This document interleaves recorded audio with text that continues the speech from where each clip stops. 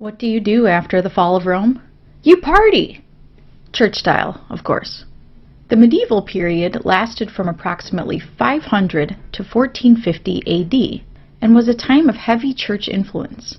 Music was obviously around before this time and had various developments, but during the medieval period, the use and creation of music was regulated by the church. Why could the church suddenly inflict rules on such a free-spirited art?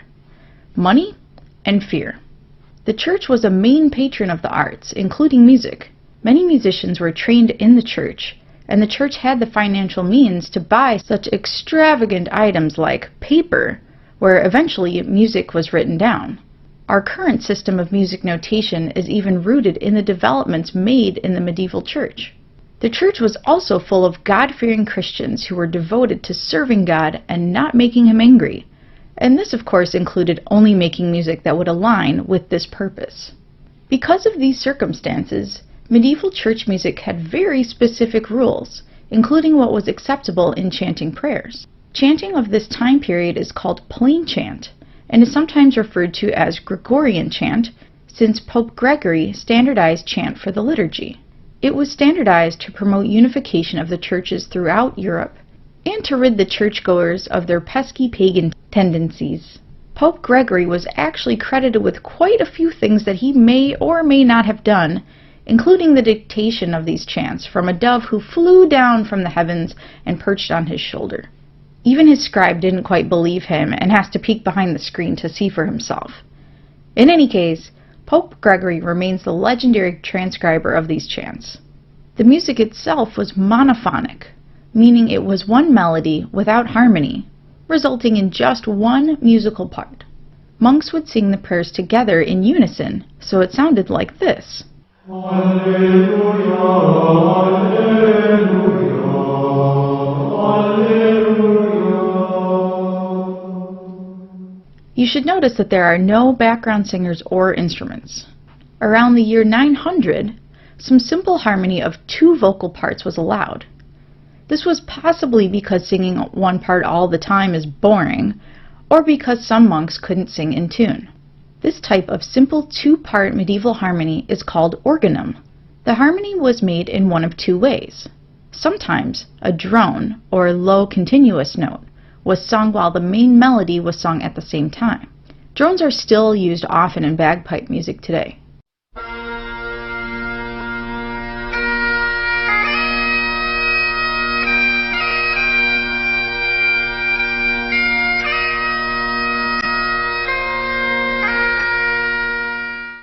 Other times, the words of the song would be sung on 2 different pitches at the same time.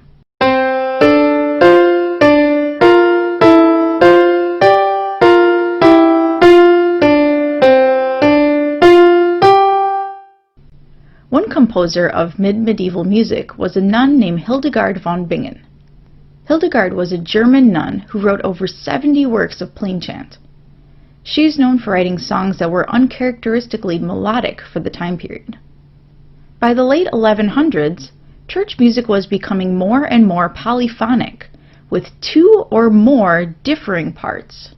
The French composer Léonin of the Notre Dame Cathedral and his student Perotin are generally credited with composing the first significant polyphonic church music and creating plausible guidelines for composing polyphonic music. Both composers added more vocal parts and developed rhythmic notation into measurable notes.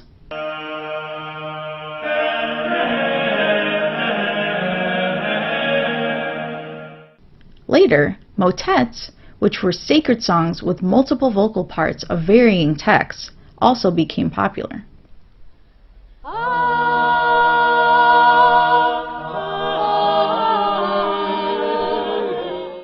By the late medieval period, secular, or non-religious music was becoming prevalent outside of the church. The musical developments made within the church were utilized there as well. Royalty also played a prominent part in musical development, since they too could afford to train musicians and pay composers to entertain them. 2 types of court musicians and poets were called minstrels and troubadours. Minstrels were a bit less refined than troubadours and had other jobs of entertaining, such as juggling. Troubadours, on the other hand, sang songs of chivalry and courtly love. Troubadours also sang of travel and faraway lands, as they were quite the jet-setters of the day. Secular songs became more and more complex, with multiple voices and instruments being used. The end of medieval period music is around the 1400s, and Guillaume de Machaut was a key composer in ushering the change of music and style. Literally one of the first Renaissance men, Machaut was a composer and poet who wrote both sacred and secular music. He is considered one of the most important and influential composers of his time. His efforts contributed to the Ars Nova school of musical thought, which encompassed more complex rhythms and polyphony of secular music. The medieval period was a time of great musical growth in Europe. While the medieval church was initially resistant to harmony, it soon embraced the sonorous qualities of polyphonic music. As the medieval period carried on, more and more secular music was created, and the great musical accomplishments were made without consideration of the church. The sacred chants of the liturgy, called plain chant, were monophonic, or made of one musical part. This eventually developed into organum and contained two simple vocal parts.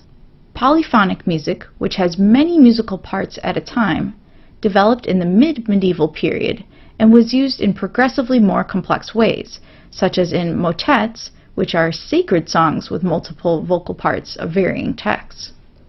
The secular music world flourished as minstrels and troubadours sang of courtly love while entertaining the royal court.